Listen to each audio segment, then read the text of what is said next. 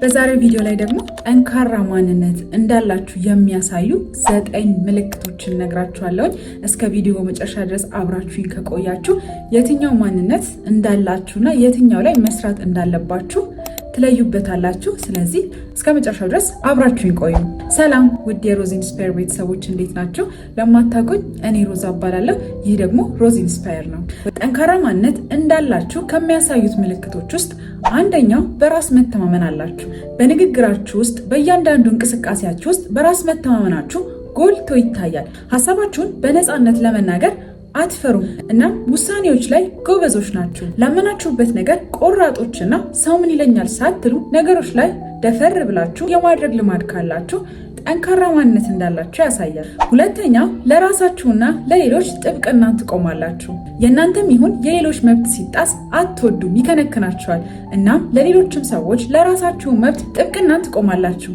ድምፅ ለሌላቸው ሰዎች ድምፅ ትሆናላችሁ። የሰዎች መብት ሲጣስ ያናድዳቸዋል። እናም በዙሪያችሁ የእናንተ እርዳታ የሚያስፈልጋቸው ሰዎች ካሉ ደግሞ ለመርዳት ሁሌም እጃችሁን ትዘረጋላችሁ። ትክክለኛ ለሆነና ላመናችሁበት ነገር ትቆማላችሁ። ሶስተኛው ለችግሮች ቶሎ መፍትሄን ታበጃላችሁ። በዙሪያችሁ ችግር ሲገጥማችሁ ወይንም ደግሞ ነገሮች አልሳኩ ሲሏችሁ ተስፋ ቆርጣችሁ እጃችሁን አጣጥፋችሁ ከመቀመጥ ይልቅ ቶሎ ለመፍትሄ የምትቸኩሉ ከሆናችሁ ጠንካራ ማንነት እንዳላችሁ ያሳያል።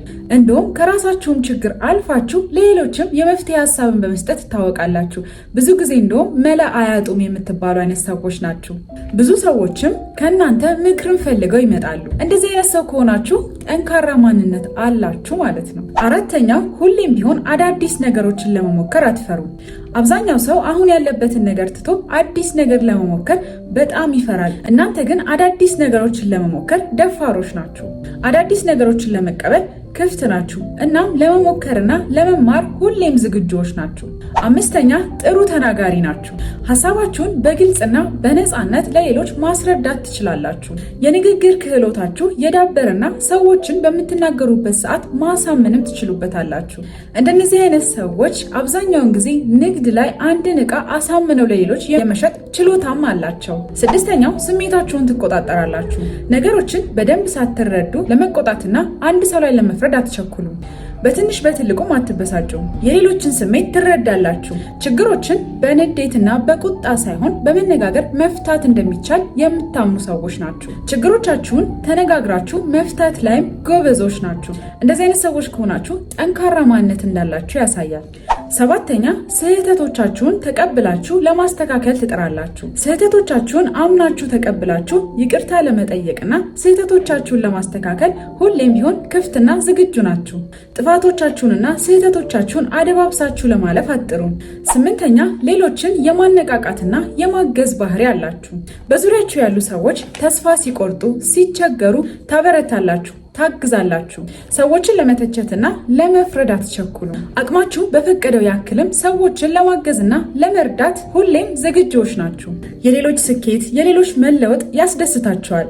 እናም ሌሎች ስኬታቸው ላይና ህልማቸው ላይ እንዲደርሱም ታግዛላችሁ። ዘጠነኛና የመጨረሻው ደግሞ ጠንካራ ማንነት እንዳላችሁ የሚያሳየው ምልክት ኃላፊነቶችን ለመውሰድ አትፈሩም። ነገሮችን እንደምታሳኩና እንደምታደርጉት ሙሉ በራስ መተማመን ስላላችሁ ኃላፊነትን ለመውሰድ አትቸገሩም። የተሰጣችሁን ኃላፊነት በታማኝነትና በብቃት ትወጣላችሁ። እንደነዚህ አይነት ሰዎች አብዛኛውን ጊዜ በስራ ቦታ የኃላፊነት ቦታ ላይ የሚገኙ ሰዎች ናቸው። ስራቸውን በአግባቡና በጥንቃቄ እንዲሁም በጊዜ ሰርተው የሚያጠናቅቁና በሰዎች ዘንድ እምነት የሚጣልባቸው አይነት ሰዎችም ናቸው። አብሮ በመስራት አብሮ በማደግና አብሮ በመለወጥም ታምናላችሁ። የዛሬው ቪዲዮ ይህን ይመስል ነበረ። እስከ ቪዲዮ መጨረሻ ድረስ አብራችሁኝ ስለነበራችሁ ከልብ አመሰግናለሁኝ።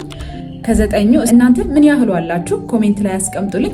ሌሎች ሀሳብ አስተያየትም ካላችሁ ደግሞ ኮሜንት ላይ ያስቀምጡልኝ። ይህንን ቪዲዮ ላይክ እንዲሁም ለጓደኞቻችሁ ሼር አድርጉልኝ። ለቻናሌ አዲስ የሆናችሁ ካላችሁ ደግሞ ቻናሌ ሰብስክራይብ በማድረግ ቤተሰብ ሁኑ። ላለሁኝ በሌላ ቆንጆ ቪዲዮ እስከማገኛችሁ ድረስ ቻው።